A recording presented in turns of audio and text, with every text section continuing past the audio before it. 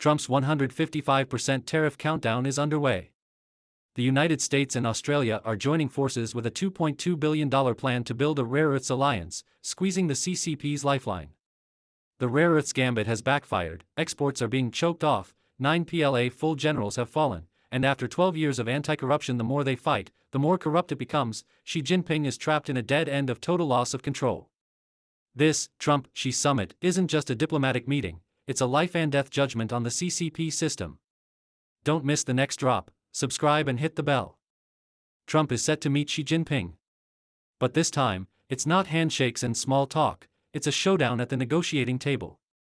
The US announced, the 155% tariff countdown is on. If Beijing doesn't yield, starting in November all Chinese exports will face blanket tariff hikes. Meanwhile, the US and Australia signed a rare earths deal, with $2.2 billion poured into a gallium refinery in Western Australia. Translation: the CCP's last rare earths bargaining chip is fully defused.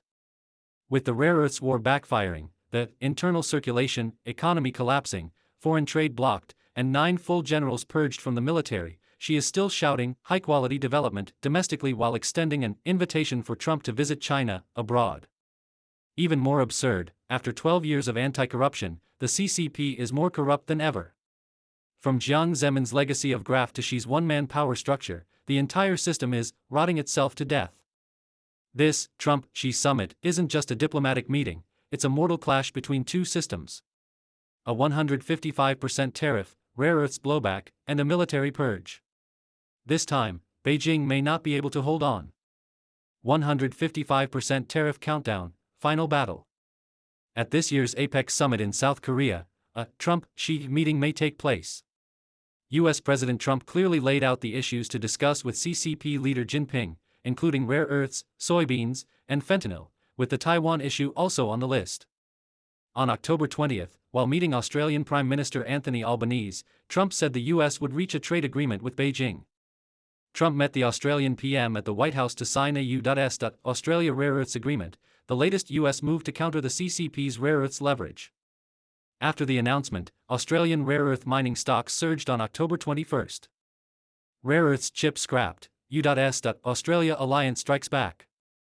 Right now, China controls about 70% of global rare earth mining and 90% of processing. These materials are widely used in defense equipment, computer chips, and automobiles. The US also announced it would invest in building an advanced gallium refinery in Western Australia with an annual capacity of 100 tons, with the US Export-Import Bank prepared to provide about $2.2 billion in financing. In recent months, the Trump administration has announced investments in multiple firms, including US rare earth miner MP Materials, Canada's Trilogy Metals, and Lithium Americas, companies with development projects inside the United States. In return, the US side acquired equity stakes in these firms. Australia is a key supplier of critical minerals. Due to environmental risks, refining has largely been done in China, ironically becoming the CCP's leverage for rare earth blackmail. Beyond the rare earths deal, Trump said the multi-billion-dollar AUKUS submarine cooperation is full speed ahead. Trump added that the most important task is to reach a fair trade deal with Beijing. Over the past few months, the US and China have held talks in London, Geneva, Stockholm, and Madrid, with the most crucial issue being rare earths. Early this month, the CCP suddenly rolled out new rare earth export controls. The Trump administration immediately hit back with a 100% tariff. Beijing's stance softened, and both sides agreed to launch a new round of trade talks. On October 20th, U.S. Trade Representative Jamieson Greer accused Beijing of economic coercion, issuing a warning. Greer said, "Attempts at intimidation won't stop the U.S. from rebuilding its shipyards, nor prevent us from responding appropriately to the CCP's practices." Last week, Treasury Secretary Bai Sent told the Financial Times that Beijing, amid its own economic weakness, wants to drag other countries down via rare earth export controls, but the biggest victim will still be the CCP itself. As for Taiwan, Trump said, "I think that will be one of the topics, but I won't talk about it now." On the possibility of a CCP invasion of Taiwan, Trump stressed that U.S. military deterrence far exceeds other countries, not even in the same league, because the U.S. possesses the most powerful military force to date. "We have the best of everything, no one will mess with us. I don't believe President Xi will do that. On Taiwan and other issues, I think we'll have very good talks." Trump also refuted the claim that the CCP leads the West in military development. He told reporters, "You're reading the wrong papers. We are far ahead of communist China in AI, and from the standpoint of advanced weapons, we are far ahead militarily as well." Trump added, "We also have weapons many people have never even heard of, and those programs were ones I launched 4 years ago. I rebuilt the military 4 years ago." U.S. author Bob Woodward, in his book Rage, wrote that Trump revealed the U.S. possesses a secret cutting-edge nuclear capability unknown even to Xi and Putin. According to the Washington Post, Woodward later confirmed with U.S. military officials that such a new secret weapons system exists, though they gave no details. Trump said he had received an invitation to visit Beijing, probably early next year. "It's basically set. If the CCP continues unfair competition, Trump will trigger tariffs, a powerful tool in the U.S. arsenal. At that point, Beijing will sit down and reach a deal." Trump said tariffs force the CCP to pay huge sums to the U.S. Treasury. Current tariffs stand at 55%, a lot of money. If there's no agreement, starting November 1st they may have to pay 155%. Beijing will pay hundreds of millions in tariffs each year. Tariffs hit harder than rare earths. Beyond a certain point, Beijing can't do business with the U.S. at all. U.S. China trade is China's economic lifeline. Cut it and China is in big trouble. Beset inside and out, she trapped in a dead end. Xi Jinping is indeed in deep trouble. The BBC reported that after 12 years of tigers and flies, anti-corruption, senior CCP officials are more corrupt than ever. Why? It's a chicken and egg loop. Some say Xi, the accelerator-in-chief, is a king of unfinished projects who started with a strong hand, winning public support via anti-corruption, only to misidentify the most dangerous man in the world, Wang Huning, as his ideologue, veering leftward and squandering that strong hand. Others ask, did she ruin a good hand, or was it a mess to begin with? As one netizen put it, it was a mess, and he kept playing it into pulp. Still, she could be called a genius of unfinished business. The communist mess just happened to meet the king of unfinished projects. It's hard to see how the CCP could not collapse.